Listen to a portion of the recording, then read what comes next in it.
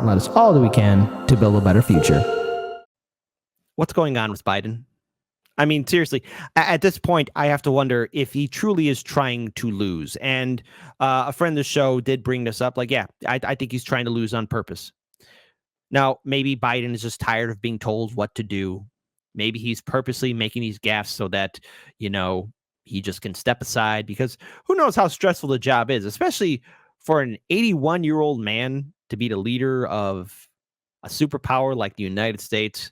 I mean, it's got to take a toll on your mind, your body, your heart, your soul. There's a lot that probably comes with sitting on the throne.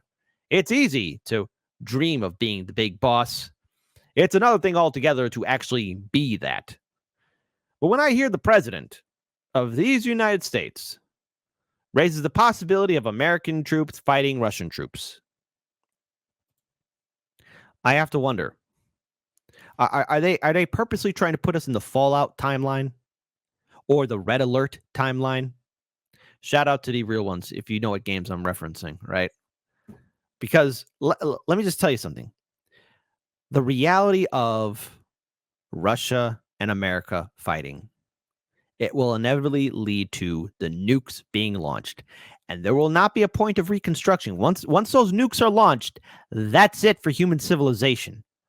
There might be a handful of humans left alive, but we will be a shell of what we are. We will never get to this point of technology ever again. You want to see a real horror movie? Check out the film Threads. That's right. That's a real horror movie. Case in point here, the president making this 19-second dreaded statement. Well, we've committed as a NATO member that we defend every inch of NATO territory. Then we'll have something that we don't seek and that we don't have today. American troops fighting Russian troops. American troops fighting Russian troops if he moves into other parts of NATO. Now, someone needs to tell the president that Ukraine is not part of NATO and that this war could have been avoided. Seriously, this war could have been avoided. It didn't have to happen. Peace talks could have taken place. More diplomatic actions and envoys could have been initiated. But they chose not to do this, putting all of our lives and our mental health at risk. I'll pull up this article here from RT. Russia could attack NATO. Okay, could. Where's the evidence, the proof? Remember when they said that Saddam has weapons of mass destruction and could hit the United States? Did we ever find those things? Oh, wait, no, we didn't. So here is Biden. Russia could launch an attack on NATO that could trigger a global conflict involving American troops, U.S. President Joe Biden said Wednesday, while urging Congress to pass on a $111 billion national security package. Look, I'm tired of saying this, but where's the money for our schools? Medicare for all, student debt forgiveness, our infrastructure, especially to have our bridges and roads maintained, clean drinking water, grants or packages to help out small business owners. At this point, like we got the money for war, yet they want to act like we're broke. And in New York City, they're going to be charging people to use the roads. You're going to go in a congested area, hey, you're going to get charged. I swear to God, if they ever get the power or somebody has a big brain idiot idea to initiate it, they're going to charge us money to go out, to even walk outside. They'll do it. They're going to do something this stupid. Anyways, I should stop talking before somebody says, hey, that guy Kit Cabello from Hard Lens Media gave a good idea. Let's screw the American people over even harder. Ha ha ha. The bill, which was backed by Democrats, including funding for Ukraine, Israel, and Taiwan, the three unofficial states of the United States, right? Hey, we're now at 53 stars instead of 50. Biden also lashed out at Republicans who have refused to support his bill due to disputes over security at the southern U.S. border, claiming they are willing to give Russian President Vladimir Putin the greatest gift he could hope for. Oh, wow. If Putin takes Ukraine, he won't stop there, Biden argued. If Putin attacks a NATO ally, well, we've committed as a NATO member that we defend every inch of NATO territory. He stated, adding that Washington would like to avert this kind of standoff because it would result in American troops fighting Russian troops. Say it with me, folks. What could possibly go wrong? especially all the people in the back. What could possibly go wrong? You know, I remember playing the game Red Alert 2, which was a sequel to Red Alert, right? And the Soviets invade America. Oh my God. But see, that was a game, right? It was a game. Where you could choose to play as the Allies or the Soviets. You command troops, you take objectives, all that kind of stuff, right? But see, that's a game. The reality is that people will be dying.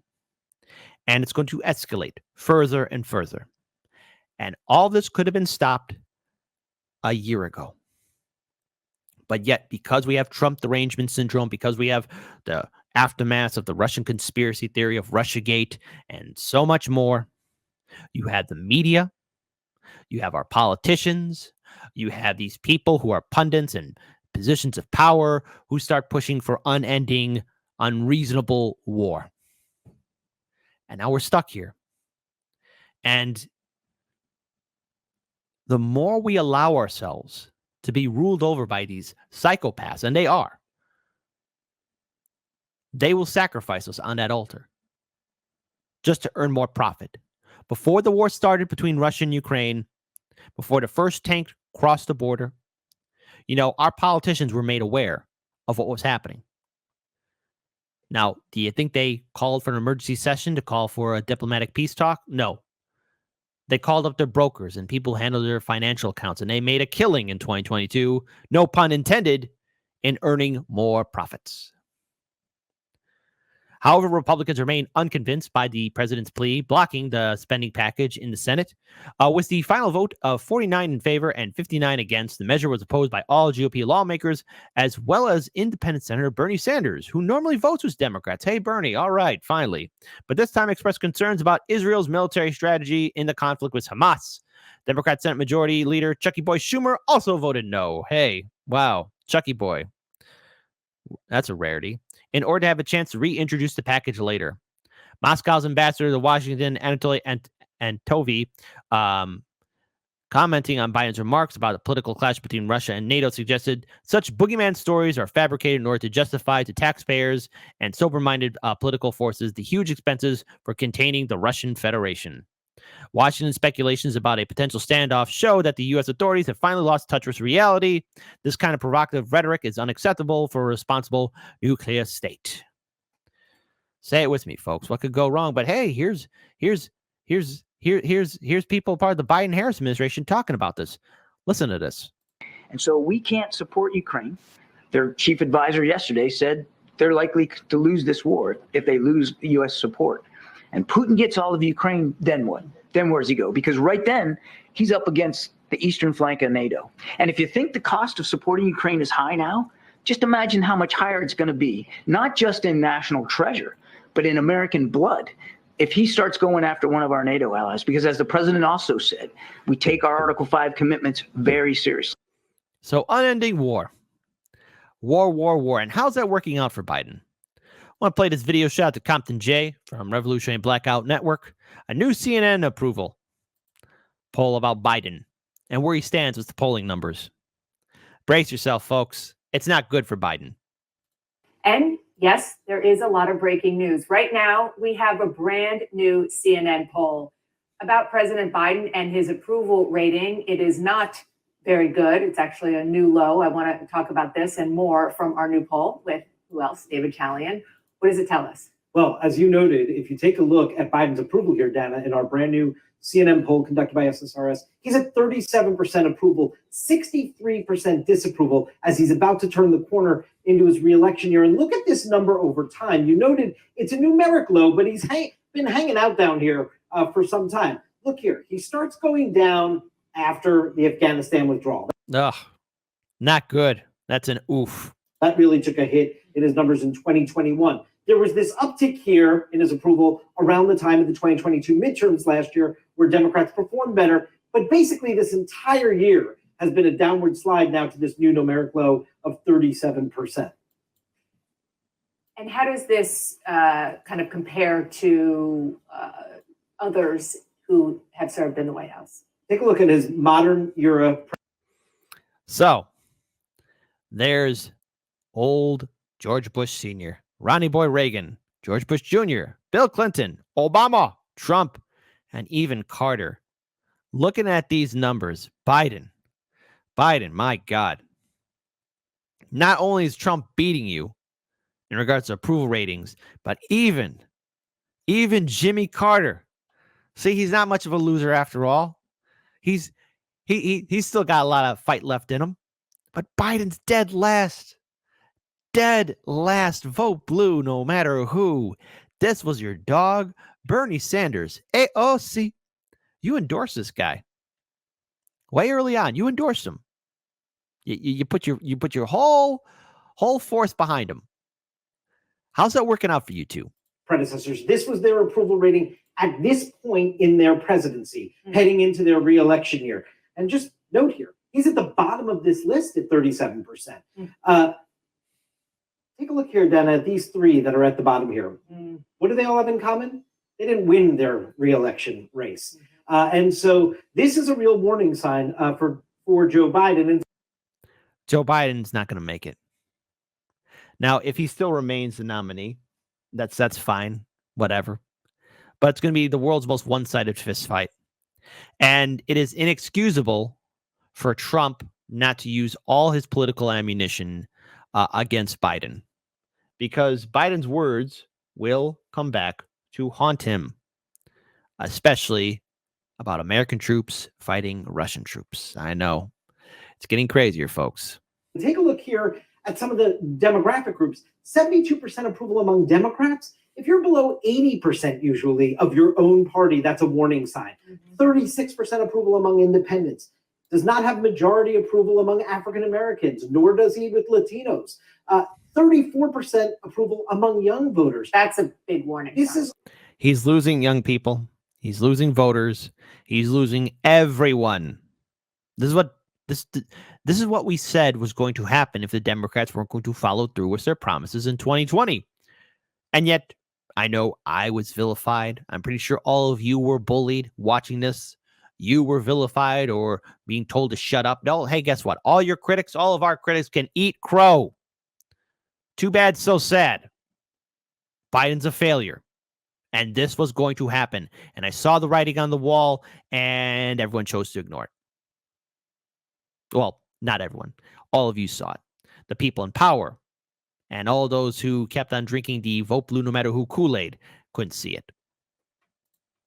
All of it, this but is particularly all a that warning sign number. for Joe Biden. Yeah.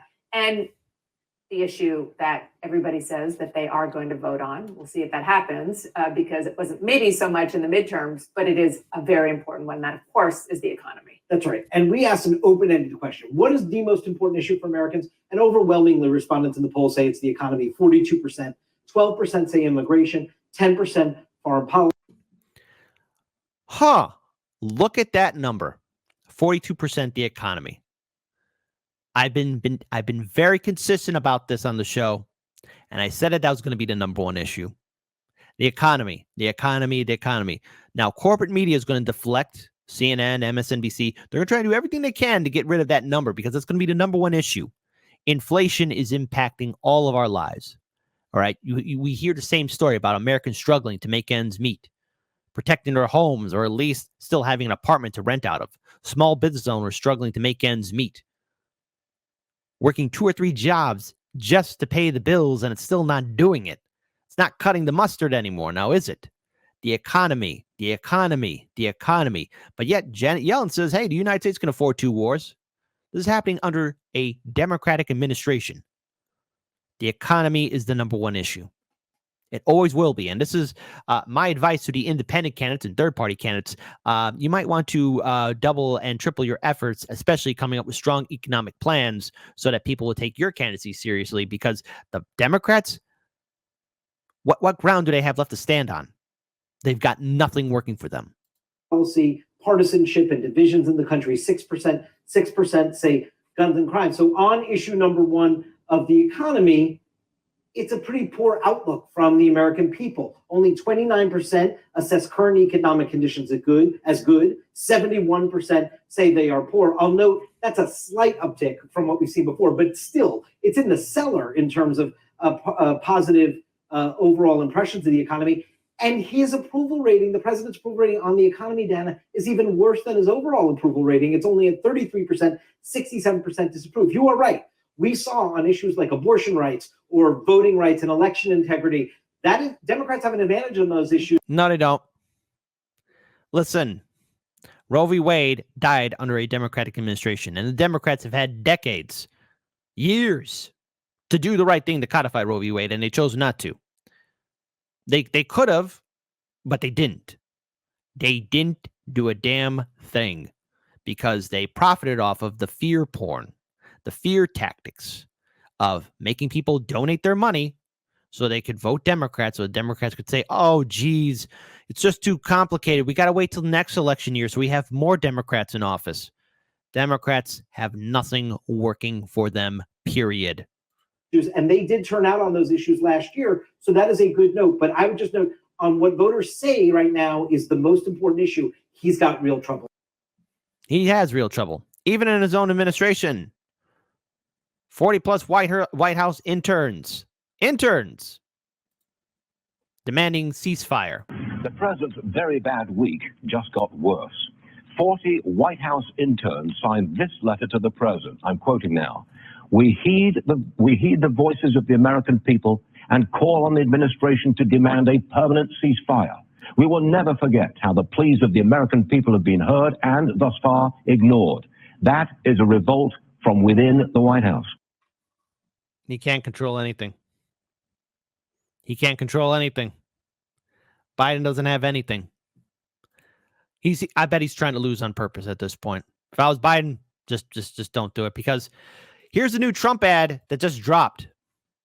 Folks, when I said that there's a treasure trove of political ammunition for Biden's opponents to use against them, there is, especially Biden's recent statement. Listen carefully.